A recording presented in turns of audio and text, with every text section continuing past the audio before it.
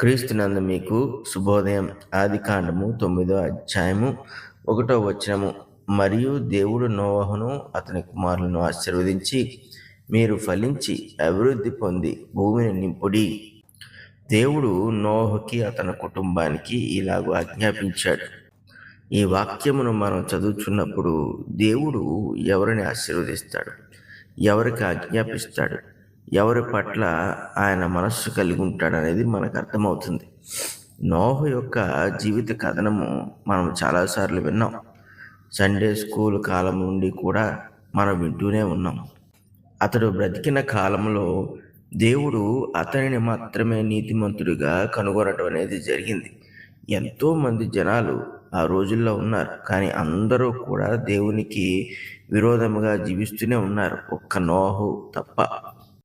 మనుషుల పాపమును బట్టి దేవుడు సమస్త మానవాళిని నశింపజేయాలని అనుకున్నప్పుడు ఆయన నోహును మాత్రమే అతని కుటుంబంతో పాటు కాపాడడం జరిగింది. దీనికి కారణమేంటో కూడా మనకు తెలుసు. ఆ దినముల్లో అతని వంటి వారు నీతి విషయంలో మరి ఎవరునూ లేరని దేవుడు సాక్ష్యమిచ్చుచున్నాడు. ఇలాగూ సాక్ష్యమిచ్చిన దేవుడు ఒక ఓడను సిద్ధపరిచి నోహును అతని కుటుంబాన్ని అనేక జంతువులతో పాటు కాపాడటం అనేది జరిగింది. అయితే అతడు మరలా ఓడ నుంచి భూమి మీదకు అడుగుపెట్టిన తర్వాత దేవుడు అతనికి అతని కుటుంబానికి ఈ ఆశీర్వాదం దయచేయడం మనం చూస్తున్నాం. ఈ వృత్తాంతంలో నుండి మొట్టమొదటిగా మనం గ్రహించేది ఏంటంటే, దేవుడు ఎవరిని తన యొక్క రూపముతో పోల్చుకోగలడో వారినే ఆయన ఏర్పరచుకుంటూ ఉంటాడు. వారి పట్లే కనికరము చూపిస్తూ ఉంటాడు, వాళ్ళనే కాపాడుతూ ఉంటాడు, వాళ్ళకే క్షమాపణ అనుగ్రహిస్తూ ఉంటాడు, వాళ్ళనే ఆశీర్వదిస్తూ ఉంటాడు.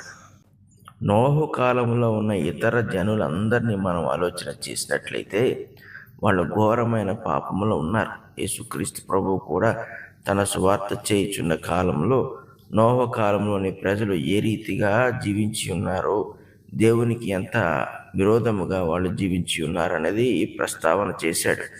వాళ్ళు తినుచు త్రాగుచు పెళ్ళిళ్ళు చేసుకొనొచ్చు, పెళ్ళిళ్ళకి ఇచ్చుకొనొచ్చు, నానా విధములుగా దేవునికి విరోధంగా వాళ్ళు జీవిస్తూ వచ్చారు. అటువంటి జీవిత విధానమును దేవుడు అసహ్యించుకున్నాడు. ఈ నోహు కాలంలో మనుషులందరూ కూడా ఘోరమైన అవిధేయతలో వాళ్ళు జీవిస్తున్నారు, శరీరేచ్ఛలతో వాళ్ళు జీవిస్తున్నారు. ఇలాంటి పరిస్థితుల్లో దేవునికి మనుషుల పట్ల అసహ్యము కలిగింది, కాబట్టి వాళ్ళని నాశనం చేశాడు. నోహును అతని కుటుంబంనైతే దేవుడు అలాగూ చేయాలని అనుకోలేదు, కాబట్టి వాళ్ళని కాపాడాడు. ఎందుకు? నోహు దేవునికి విధేయుడిగా ఉండి దేవుని యందు విశ్వాసంతో జీవించుటే కారణం. దేవుడు వీళ్ళని సాధారణంగా ఆశీర్వదించలేదు, వాళ్ళను అధికముగానే ఆశీర్వదించాడు. అందుకే అంటున్నాడు, మీరు ఫలించి అభివృద్ధి పొంది భూమిని నింపుడి అని. దేవుడు ఎవరి పట్ల జాశించుతాడు, ఎవరి ద్వారా మహిమను పొందాలనుకుంటాడు, ఎవరి ద్వారా కుమారులను కుమార్తెలను ఆయన కొరకు పొందాలనుకుంటాడు అనేది మనం ఇక్కడ చూస్తున్నాం. దేవునికి నమ్మకంగా జీవించుచున్న వారు, దేవుని నీతిని అనుదినము నెరవేర్చున్న వారి పట్ల దేవునికి గొప్ప ఆసక్తి ఉంటుంది.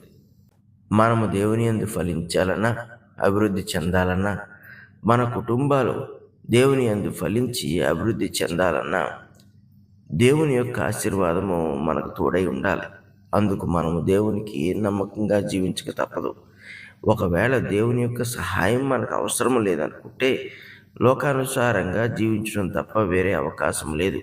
అలాగూ జీవిస్తే దాని ఫలితం ఎలా ఉంటుందో కూడా మనకు నోవహు యొక్క వృత్తాంతంలో నుండి మనకు అర్థమవుతుంది. మనం చాలాసార్లు అభివృద్ధి పొందాలని ఆశపడుతుంటాం, అభివృద్ధి పదంలో నడుచుటకు ప్రయత్నం చేస్తుంటాం. మన కుటుంబాల్లో బిడ్డల విషయంలో, ఇంకెవరైనా ఉన్నా కూడా వారి విషయంలో మనము ఎప్పుడూ కూడా మేలుకై ఆలోచన చేస్తూ అభివృద్ధి పొందాలని, ఫలించాలని, మరింతగా మనం ఫలించాలని ఆశపడుతుంటాం. ఎన్నో కళ్ళగంటూ ఉంటాం. వీటన్నిటికీ కూడా సంపూర్ణము చేసుకునే ఆధారము చాలాసార్లు మనం ఆలోచన చేయము. మన ఆలోచనలు, మన ఆశలు అన్నీ కూడా దేవుని యందు ఉన్నట్లయితే, మనము దేవునికి నమ్మకంగా జీవించినప్పుడు దేవుని యొక్క నీతిని మనం స్థాపించగలుగుతున్నప్పుడు దేవుని యొక్క ఆశీర్వాదము మనపై, మన కుటుంబాలపై ఉంటుంది. మన తర్వాత తరము కూడా దేవుని చేత ఆశీర్వదింపబడిన వారుగా దేవుని యొక్క కృపలో వాళ్ళు ఎదగడానికి కారణంగా ఉంటుంది. అయితే దేవుని చేత ఆశీర్వదింపబడేవారు తప్పిదములు చేయరని కాదు, కానీ ఈ ఆశీర్వాదం కలిగిన వారికి గొప్ప ఆధిక్యత ఏంటంటే వారి తప్పిదములకు దేవుడు ఎక్కడో చోట విరుగుడు పెడుతూ ఉంటాడు. అది ఆయన భవిష్యత్ జ్ఞానంలోనే ఆలోచన చేసి దేవుడు ఆ రీతిగా ఏర్పాటు చేస్తూ ఉంటాడు. అందుకే ప్రధానముగా మనము దేవుని నీతిని, దేవుని రాజ్యమును వెతకాలి. ఇదే యేసుక్రీస్తు ప్రభు మత్తయి సువార్త 6వ అధ్యాయంలో మనకు చెప్తున్నాడు. నోవహు వంటి వారు ప్రధానముగా చేసింది ఇదే. వాళ్ళు దేవుని నీతిని వెతికారు. దేవుని నీతిని వెతకడంతో దేవునికి ఏది ఇష్టమో ఏది అయిష్టమో తెలుసుకోగలిగారు. దేవుణ్ణి కనపరుచున్నదేదో అవమానపరుచున్నదేదో వాళ్ళు గ్రహించగలిగారు. కాబట్టి మానవులుగా వాళ్ళ శక్తి మేరకు దేవుని కొరకు జీవించడానికి ప్రయత్నించినప్పుడు దేవుడు ఆయన శక్తిని వారికి అనుగ్రహించి వాళ్ళని బలపరిచాడు. అందుకే ఈరోజు నోవాహు గురించి మనము నీతిమంతుడని సాక్ష్యమును వింటూ ఉంటాం. అతడు కేవలము దేవుని విషయంలో నీతిమంతుడై తనకు మాత్రమే మేలు చేసుకోలేదు, దేవునికి కూడా మహిమను కలిగించాడు. అంతేకాదు తన కుటుంబానికి అతడు మేలు చేసిన వాడిగా నిలిచాడు. ఇంకా చూసుకుంటే లోకముపై నేరస్థాపన చేశాడు. ఈ దేవుడే నిజమైన దేవుడు అని అతడు నిరూపించగలిగాడు. ఇటువంటి జీవితమును ఎవరైతే కలిగి ఉంటారో దేవుడే నిజమైన దేవుడు, ఆయన నీతియే నిజముగా నిలుచు నీతి, మనిషిని కాపాడునది, మనిషిని జీవింపజేయగలిగినదని ఎందరైతే అతని వంటి విశ్వాసము కలిగి ఉంటారో వాళ్ళు నిరూపిస్తూ ఉంటారు. మన జీవితంలో అన్నిటికన్నా ప్రధానమైనది, ప్రాముఖ్యమైనది ఏంటంటే దేవుని యొక్క ఆశీర్వాదం పొందటం. దేవుని ఆశీర్వాదం ఎక్కడ ఉంటుందో అక్కడ దేవుని దృష్టి ఉంటుంది, దేవుని కాపుదల ఉంటుంది.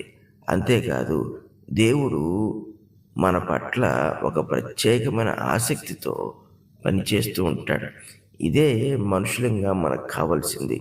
ఈ లోకంలో ధనం అవసరమే, విద్య అవసరమే, కుటుంబాలు అవసరమే, ఇంకా కొన్ని అవసరమైన సంగతులు మనకు ఉంటాయి.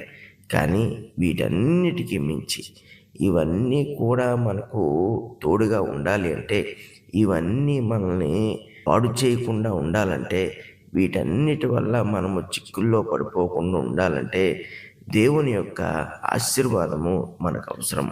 ఆ ఆశీర్వాదమే మనము ఏ రీతిగా నడుచుకోవాలో, ఏ రీతిగా మనం అభివృద్ధి చెందాలో, ఏ రీతిగా మనము దేవుని కొరకు జీవించాలో, ఎటువంటి భయాన్ని మనం కలిగి ఉండాలో, ఎటువంటి భక్తిని కొనసాగించాలో మనకు నేర్పిస్తూ ఉంటుంది.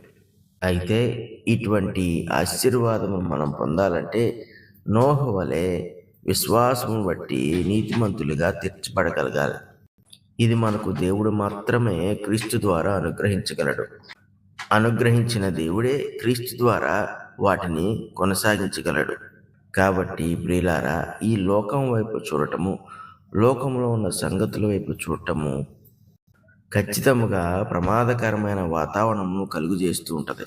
కానీ విశ్వాసమున కర్తను దాన్ని కొనసాగించేవాడైన యేసుక్రీస్తు వైపు మనం చూస్తున్నప్పుడు మనము నీతికి వారసులుగా చేయబడుతూ ఉంటాం. ఈ వారసత్వమే మనకు నీతిమంతుల ఆశీర్వాదమును దయచేస్తూ ఉంటుంది. అది ఎన్నటికీ చెరిగిపోదు. దానివల్ల కలిగే ఫలితాలు, అభివృద్ధి ఎవడన్నూ చెరిపివేయలేడు, దొంగిలించలేడు. దానివల్ల కలిగే ఘనత మనకు కేవలము సంతోషమును, అభయమును మాత్రమే దయచేయను. పరిశుద్ధుడగు తండ్రి, ప్రేమ కలిగిన దేవా, మా పట్ల మీకున్న ఆలోచన ఎంతో గొప్పది.